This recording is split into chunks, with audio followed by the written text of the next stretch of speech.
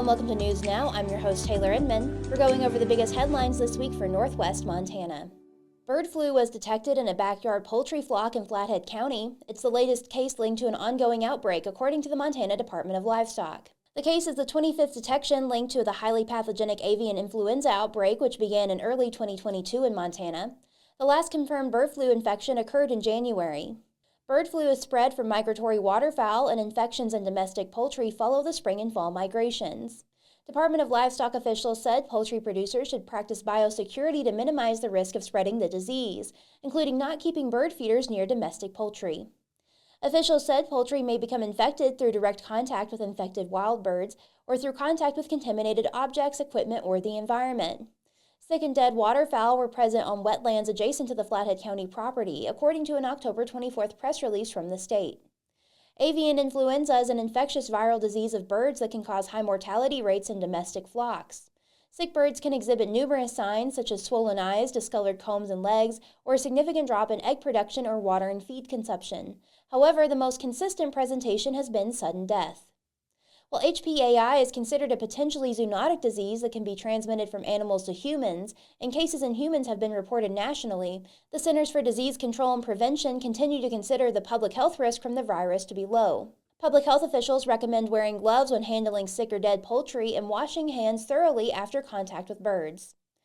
State livestock officials said bird hunters should follow simple precautions when processing or handling wild game, including not harvesting or handling wild birds that are obviously sick or found dead, wearing disposable latex or rubber gloves while cleaning game or cleaning bird feeders, and hunters are advised to not eat, drink, or smoke while cleaning game.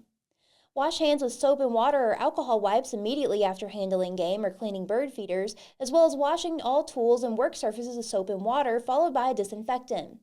Separate raw meat or anything it touches from cooked and ready-to-go foods to avoid contamination. And cook game meat thoroughly to an internal temperature of at least 165 degrees Fahrenheit. HPAI has also been detected in dairy herds in multiple states, according to the Department of Livestock.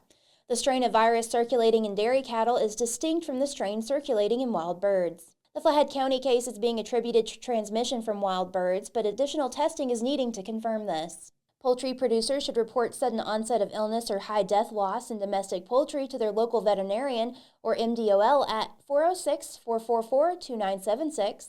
If a dead or wild bird is found that has died from unknown causes, contact the FWP Regional Office in Kalispell at 406-752-5501.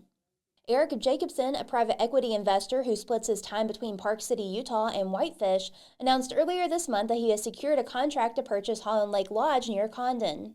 In social media messages sent to some local community members and press, Jacobson stated that he is moving forward with applying for a special use permit from the Flathead National Forest to operate the historic property on public land. He also said that due to the confidentiality provisions in the contract, he was canceling 2 public meetings scheduled to discuss the lodge's future with the Swan Valley community. Jacobson wrote that the parties to the agreement are prohibited from disclosing the terms of said agreement and therefore will not be able to hold any public meetings at this time. Meetings were scheduled previously for October 23rd and November 20th as part of an ongoing series of community outreach events that Jacob organized since his interest in the property became public. Jacobson did not return requests for comment about the recent developments. A spokesperson for the Flathead National Forest confirmed that on October 11th, the office received notification of a purchase agreement between Jacobson and the current Holland Lake Lodge owners Christian Wolfile and Powder. Holland Lake Lodge has operated for a century on the Flathead National Forest with a special use permit that was last reissued in 2017. The earlier proposed sale came under public scrutiny after the Forest Service announced the plan but provided inaccurate information to the public about it. Wolfile had sought a partnership with Utah-based adventure lifestyle company Powder, which owns several ski resorts around the country. That included a development proposal jointly submitted to the U.S. Forest Service with a plan to build an additional lodge on the property and 26 cabin structures. The plan drew public outcry, including more than 6,000 submitted comments from individuals, elected officials, and conservation groups. The Forest Service later rejected the plan but said it would consider other proposals. While Wolfile is still the majority owner of the property, Powder owns a 20% share, and records show that the lodge's liquor license is also owned by Powder. Wolfile listed the property for sale for $3.5 million in October 2023. He would not confirm the price in the contract with Jacobson and declined to comment on a timeline or whether he entertained any competing offers. In public meetings held throughout the fall, Jacobson sought to assure members of the local community that his intentions for purchasing the lodge were to retain its historic, rustic nature and not follow the vision of expansion laid out by Powder. At meetings, Jacobson indicated an openness to working with community stakeholders to inform his operating plan for the lodge, but stopped short of indicating his expectations for making the business viable and profitable. However, he repeatedly stated he did not want to see large-scale development akin to the Powder proposal and hoped greater transparency with the public would avoid problems that previously arose with the Forest Service plan. According to the Forest Service, a new owner automatically triggers termination of the existing special use permit. A Forest Service spokesperson stated that they have not yet received an application for a new special use authorization. Due to deficiencies in the property's wastewater treatment system, Holland Lake Lodge did not provide public services in 2024, its 100th year anniversary.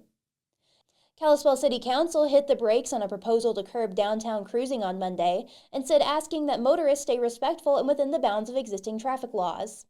Council weighed instituting an ordinance addressing cruising before a packed audience during an October 28th work session. Complaints related to noise and heavy traffic as well as safety concerns in the city's downtown spurred the discussion. Kalispell Police Chief Jordan Venezio told Council that his department has received reports from pedestrians of near misses with cars performing burnouts, but no injuries. He said that most drivers who participate in cruising operate their vehicles safely, but there are some who drive recklessly.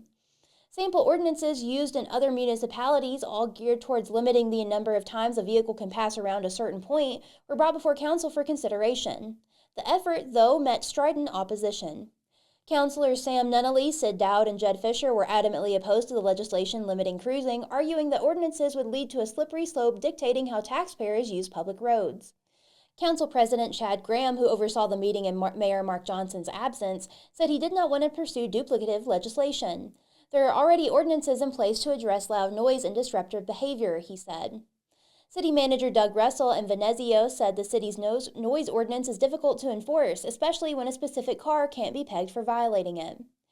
Councilor Ryan Hunter, who said he lives within earshot of the rumble of downtown, suggesting a permitting process like how parades are registered with the city, but that idea was largely shot down.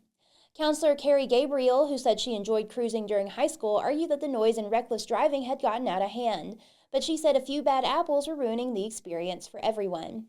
Proponents of cruising in attendance told Council during public comment that unlawful activity could be linked to just a few participants.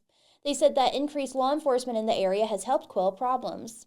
Conversely, business owners appearing before Council described a loss of commerce and customers because of the disruptive noise. While cruising cars became popular in the 1950s, the social activity enjoyed a renaissance across the country, including Kalispell during the COVID-19 pandemic. The organization Cruise Kalispell, formed in April 2020, as a means to escape isolation and flaunt whips safely. The Facebook group now has roughly 14,500 members. During public comment, Jody Cross, who pushed for the club's creation 4 years ago, said the last official Cruise Kalispell event was held in May and that meetups only occur around 4 times a year. She said burnouts have largely gotten out of hand, but cruising's positive impact on young people looking to socialize and show off their passion for cars in a safe manner should be protected. Russell described the recent activity as loosely organized and unplanned with no official leader. Councilors ultimately asked that those cruising be respectful regarding noise, follow traffic laws and refrain from burnouts, reckless driving, and illegally modifying cars to make more noise. They also asked that drivers turn in on the early side. As attendees left City Hall, the rumble of souped-up engines could be heard chugging downtown. Thanks for joining us. News Now is a podcast from the Daily Interlake. We're proud to be the largest independent newsroom in Montana and the oldest paper in the Valley. Local journalism is important, and subscribing to your local newspaper is one of the best things you can do for your community. The Daily Interlake is celebrating its 135th birthday with a special subscription offer of only $19.50 per month for a home-delivered newspaper plus full digital access to all 8 of our award-winning independent newspapers. Give us a call at 406-755-7018 to sign up today and do your part to keep community journalism alive and thriving. And if you haven't already, subscribe to our YouTube channel to never miss an episode of the pod. Everybody stay safe and have a great week. Thanks to our sponsor, Lauren's Auto Repair at 1309 U.S. Highway 2 in Kalispell. Most consistently rated 5-star shop serving the Kalispell area. Visit lawrensauto.com. Will take care of you. The highest rated